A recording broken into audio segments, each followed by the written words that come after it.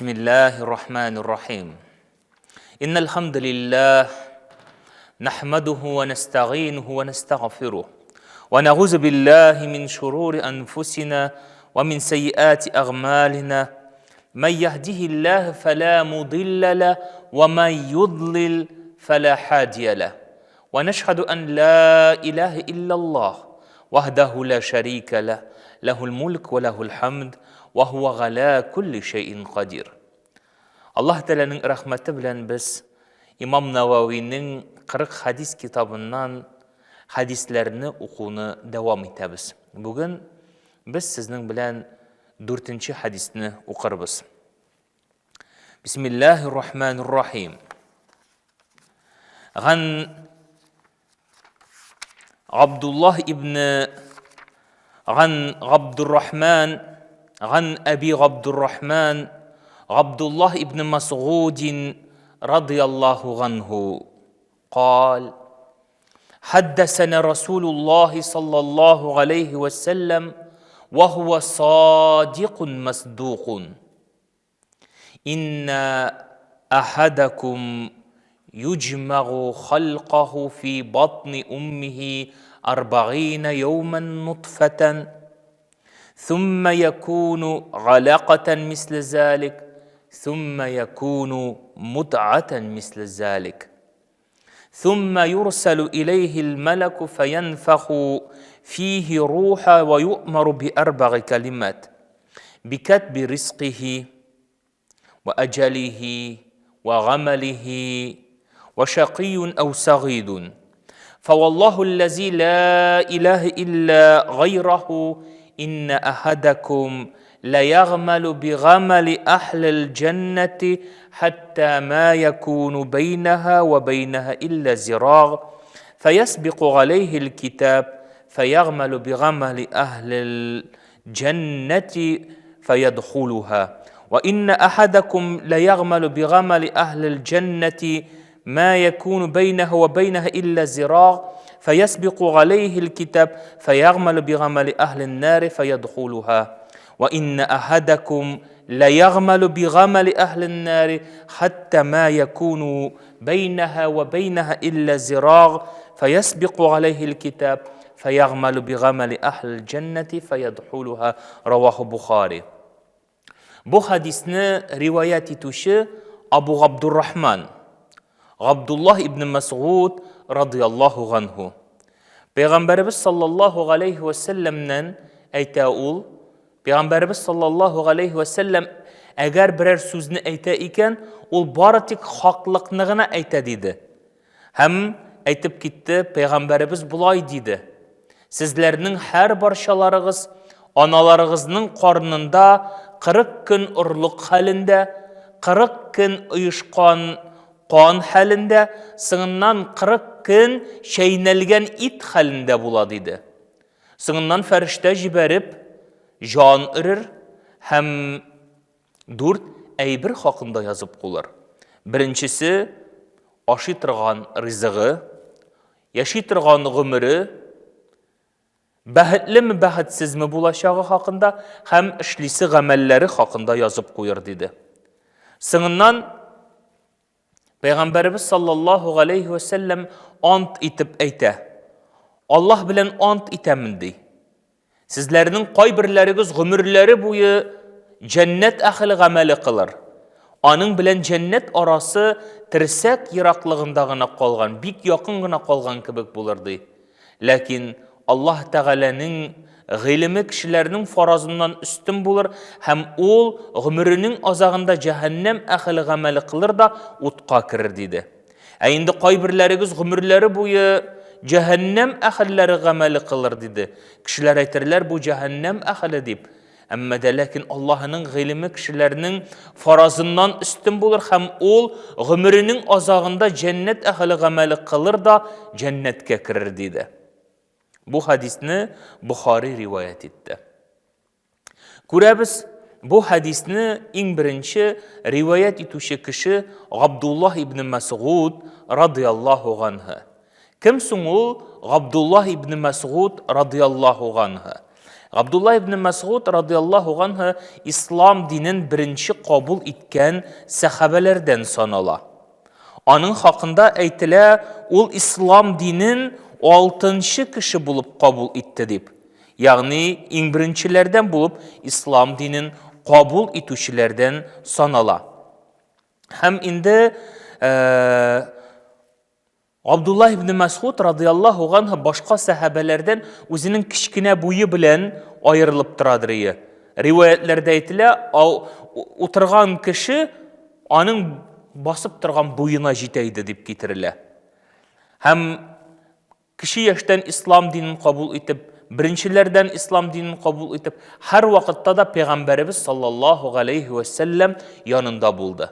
Бер көнне Абдулла ибн Масғуд радиаллаху анху агачка үренеп, аннан бер җимешне үзеп алырга тырыша иде. Шунда сахабалар моны күреп көлештеләр. Пәйгамбәрбез саллаллаху алейхи ва саллям аларны кисәтеп әйтте: "Сез кемнән көләсез? Сез кемнән көләсез? Шул кешедәнме, кемнең кыямәт көнендә саваплары Ухуд тауыннан да зуррак булган кешедән көләсезме?" диде. Дөрестән дә Абдулла ибн Масғуд радиаллаху анху Пәйгамбәрбез саллаллаху алейхи ва саллямның сахибу сир була. Сирдәше була. Дустыгына түгел, бәлкем сирдәше булды. Кем ул сирдәш? Пәйгамбәрбез саллаллаху алейхи ва саллямга ул теләгән вакытында керә алды. Теләгән вакытта Пәйгамбәрбезгә мөрәҗәгать итә алды. Һәр вакытта да Пәйгамбәрбезгә хезмәттә, ярдәмдә булырга тырышты.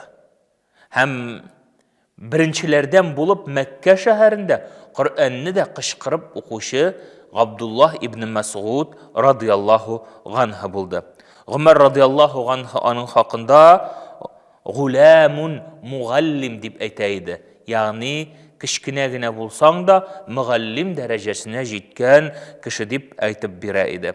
Ул беренчеләрдән булып Коръәнне тулысынча ятлады. Пәйгамбәрбез саллаллаху алейхи ва саллям катнашкан бөтен сугышларда да бергә булды. Пәйгамбәрбез саллаллаху алейхи ва саллямның сөннәтен нык тотучылардан булды. Пәйгамбәрбез саллаллаху алейхи ва саллямнан 847 хадис риваят итте. Һәм 30-нчы һиҗри елларда 60 яшь тирәсендә ул вафат булды. Һәм аңа җеназа намазын Госман радиаллаху анху үзе укыды. Менә бу хадисне риваят итүче Абдулла ибн Масғуд хакында кыскача гына мәгълүмат булды. Соңыннан инде Пәйгамбәрбез саллаллаху алейхи ва саллям хакында иң беренче Абдулла ибн Масғуд әйтте: "Ва хува садиқун масдуқун" диде. Әгәр Пәйгамбәрбез саллаллаху алейхи ва саллям берәр сүз әйтте икән, бу хак диде. Ни өчен бу сүз китерелде бу хадистә?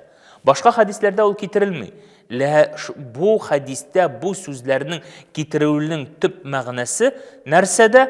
Ул да булса, бу хадис иғҗазул гыйлми дип атала. Нәрсә ул иғҗазул гыйлми? Ягъни бу хадис үзендә гыйлми мәгълүмат урнаштырган. Һәм бу мәгълүмат галимнәр тарафыннан ничәдер ел үткәннән соң исбат ителгән. Ягъни бу хадис үзендә шундый фактларны алган, ягъни гыйлми яктан исбатланган дип әйтелә. Иғҗазул гыйлми.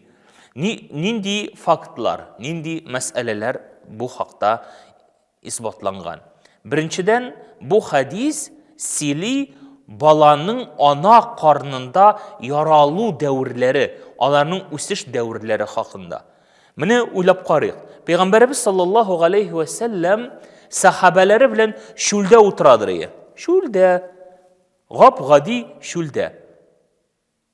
Кымлык, бер нәрсә юк, бер прибор юк, бер нинди мөмкинчелек юк. Шунда ул сахабалары белән утырганда әйтте: "Сезләрнең һәр берегез аналарының карнында 40 көн ырлык хәлендә була. Соңыннан 40 көн шәйнәлгән ит хәлендә була" дип хәбәр итте. Сахабалар бу мәгълүматны кабул итеп алдылар. Ләкин тикшерергә аларның бернинди дә мөмкинчелекләре юк иде. Һәм шушында әйтте. Әгәр бу хакта пәйгамбәр әйтте икән, димәк ул хакны әйтә. Дөрестән дә шулай дип, алар бу сүзне төгәлләп куйдылар. Ләкин инде 19-нчы гасырда микроскоп, УЗИ кебек препаратларны, җайланмаларны уйлап тапканнан соң, төрле тикшерүләр үткәннән соң, медицина галимнәре дөрестән дә нәкъ шушы рәвешле бала ана карнында үсә дип игълан иттеләр. Ягъни 40 көн ырлык хәлендә була аналыкта, соңыннан ул әүрелә 40 көн оешкан кан хәлендә, соңыннан 40 көн шәйнәлгән ит хәлендә була. Шушы 120 көнлек эш дәврне үткәннән соң Аллаһ Тәгалә фәрештә җибәреп җан өрә. Ягъни бу яралгыга җан керә. Менә бу хакта галимнәр ачыш ясадылар. Ләкин пәйгамбәрбез саллаллаһу галейһи ва саллям бу хакта 1400 ел элек сахабаларына хәбәр иткән иде. Һәм бу хакта Аллаһ субханаһу ва тәгалә Хаш сүрәсенең 5-нче аятында искә ала. Бисмиллаһир-рахманир-рахим. Я айюхан-нас, ин кунтум фи райбин минал багси фа инна халакнакум мин турабин, сумма мин нутфатин, сумма мин алақатин, сумма мин мудгатин диде. Ягъни ахырга хәтле шулай дәвам итә. Ягъни эй кешеләр, biz sizni нәрсәдән халык кылганыгызны белмисезме? Дөрестлектә biz sizni халык кылдык иң әвәл туфрактан, соңыннан халык кылдык biz sizni бер тамчы судан, ул тамчы суны уйышкан калын кылдык, шул уйышкан калынны biz шәйнәлгән ит ясадык түгелме ди Аллаһ Тәгалә. Шулай ук бу хакта Мөэминнәр сүрәсенең 20 Мөэминнәр сүрәсенең ул безнең 23-нче сүрә 12-нче, 13-нче, 14-нче аятларында Аллаһ Тәгалә әйтә: وَلَقَدْ خَلَقْنَا الْإِنسَانَ مِنْ سُلَالَةٍ مِنْ طِينٍ ثُمَّ جَعَلْنَاهُ نُطْفَةً فِي قَرَارٍ مَكِينٍ ثُمَّ خَلَقْنَا نُطْفَةً غَلَقَةً فخلقنا غلاقة مضغة فخلقنا مضغة غزاما فكسونا الغزام لخما ثم أنشأناه خلقا آخر дип Аллаһ Тәгалә әйтә. Без сезне ди бер тамчы судан яраттык ди. Һәм без сезне шушы тамчы суны шәйнәлгән ит, шәйнәлгән уйышкан кан кебек кылдык, соңыннан шәйнәлгән ит хәленә китердек. Шул кисәккә без сөякләр урнаштырдык, һәм ул сөякләргә ит кигездек түгелме дип Аллаһ Тәгалә хәбәр бирә. Димәк, шушы иғҗазул гыйльми мәгълүматны Пәйгамбәрбез саллаллаһу галейһи ва саллям безләргә хәбәр итте. Һәм шушыңа ошашлы бик күп аятлар һәм хадислар бар. Алар Аллаһ Тәгаләнең сүзлеген, хаклыгын, Пәйгамбәрнең хаклыгын исбат итәләр. Алар аны берничек тә үзләре уйлап таба алмадылар һәм аны каян булса да күчереп ала алмадылар. Шул сәбәпле бу аятлар, бу хадислар иғҗазул гыйльми булып тора. Пәйгамбәрбез саллаллаһу галейһи ва саллям кешене шушы дәвр яратуының хикмәтен нидән дип аңлатканда, ягъни Аллаһ Тәгалә кешене бер дәврдән икенче дәвргә күчереп, Аллаһ Тәгалә үзенең кудрәтен күрсәтә. Кешеләргә үзенең кудрәтен күрсәтә. Менә Аллаһ Тәгалә кадир, Аллаһ Тәгалә көчле, Аллаһ Тәгаләгә бу мөмкинчелеккә ия дип. Шул ук вакытта Аллаһ Тәгалә безләргә чакыру ташлый. Әгәр сез тәкәбберләнәсез, мин кеше зур, көчле дип әйтәсез, әгәр кадир булсагыз, мөмкинчелегез булса, бер чебенне булса да яратып карагыз ди. Ләкин кеше моңа кадир түгел, кешенең моңа көче җитми.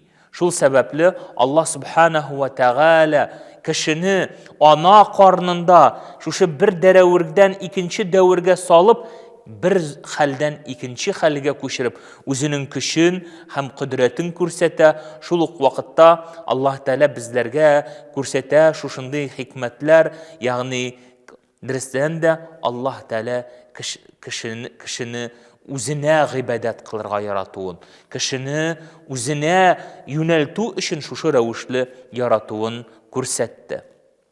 Һәм ана карнында шушы яралгы 120 көн булганнан соң Аллаһ Тәгалә фәрештә җибәрә.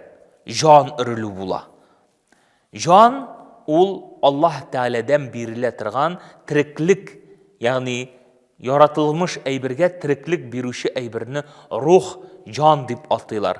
Аллаһ Тәгалә кешегә бу хакта мәгълүматны бирмәде. Исра сүрәсендә 85-нче аятта Аллаһ Тәгалә әйтә: "Яс'алунка ганир рухи, кули руху мин амри рабби."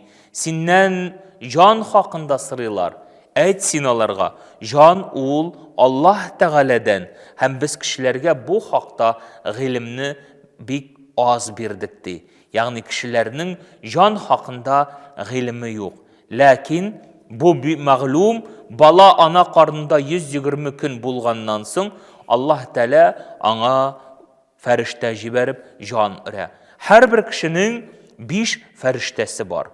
Беренчесе жан үрә торган фәрештә, икенчесе жан ала торган фәрештә, өченчесе һәм дүртенчесе кирамул катибин, гамәлләребезне язып торучы 2 фәрештә. Уң якта рақиб, сул якта гатид фәрештә бар. Алар безнең гамәлләребезне яза. Шулай итеп 4 булды, 5нчесе кешенең яклаучы, саклаучы фәрештәсе. Аллаһ Тәгалә аны кешегә, балага туганнан соң азан әйтеп, исем кушканда азан әйтү, чакыру, һәм шул ук вакытта бу сабыйга Аллаһ Тәгаләнең рәхмәт фәрештәләрен килүне сорау булып тора. Шул сәбәпле менә димәк кеше жан үрелгәннән соң ул халкан ахир, башка тиреклек булып санала. Галимнәр бу мәсьәләгә карата кайбер фикерләрен әйттеләр. Әйтик, мәсәлән, бар шундый мәсьәлә, әгәр дә хатын-кыз талак кылынса, ул 3 күрем вакыт көтеп торырга тиеш. Ягъни бу максаты нәрсә? Ягъни Аллаһ Тәгалә дә Коръәндә бу хакта кисәтә. Ягъни эшләрегездә, карыннарыгызда булганны яшермәгез ди. 3 айда бу аның әгәр ул йөкле булды икән, аның ягъни йөклеме түгеллегеме төгәл ачыкланачак. Һәм шул ук вакытта менә дин галимнәре бердәм фикергә килеп әйттеләр. Бала төшерү хакында да, ягъни әгәр дә хатын-кыз балага узды икән, аны төшерү, аборт ясау дип әйтәбез инде хәзерге тел белән әйткәндә, катгый тыелган эшләрдән санала. Ни өчен? Чөнки ул бала яралгы, ул Аллаһ Тәгаләнең бәндәгә булган бүләге кешегә. Ягъни бала Аллаһ Тәгаләнең бүләге. Аны дөрес кабул итәргә кирәк. Әгәр кабул итмәдең икән, ягъни Аллаһ Тәгаләнең рәхмәтеннән син баш тартучы булачаксың. Шул сәбәпле дин галимнәре бердәм фикергә килеп әйттеләр. Әгәр ана карнында яралып балага жан керсә, аны төшерү катгый тыелган диделәр. Һәм ул авырлыгы буенча, гөнаһысы буенча кеше үтерүгә тиң була. Шулай ук инде әйттеләр, жан үрелгәнче дә баланы төшерү катгый тыелган диделәр. Ни өчен? Чөнки шул ук мәсьәлә Аллаһның рәхмәтеннән ваз кишу, баш тарту дигән. Ягъни бары тик ана тормышына куркыныч янаса гына, ана тормышына, яки башка җитди бер сәбәп булып табиблар кушуы буенча гына, ягъни бу эшкә барырга мөмкин. Анысы да 120 көнгә кадәр дип әйттеләр. 120 көннән соң анысы да катгый тыелган диделәр.